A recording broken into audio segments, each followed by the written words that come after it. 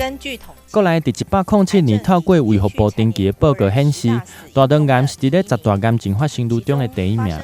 因为现代人食物件习惯改变，大部分的人拢伫外口食，啊无就是定定咧食烘过甲湿过的食品，所以得到大肠癌的几率嘛对咧提悬。基美病院医师王树宏特别要甲民众提醒，病院有新型的照大肠的方式，套柜轴保持短缩法、灌水式大肠镜、不形成套环式的大肠镜前进法，技术拢会当降低伫咧检查过程中无爽快的感觉。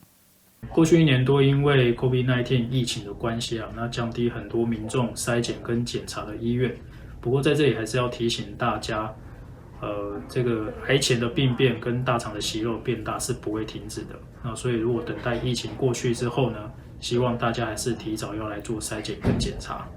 基美病院除了提供3种甲传统无同款的检查方式以外，嘛有提供无痛式的检查。无痛式需要透过规身躯的麻醉的方式，这种方式必须要透过麻醉科的评估了无问题才会当执行。最后，医师要提醒，因为 COVID-19 的关系，所以降低民众到病院检查的意愿。等到疫情较无严重的时阵，民众爱记得嘛是爱定期到病院来检查，来降低可能发生大肠癌的几率。台南新闻林跟刘品言采访报道。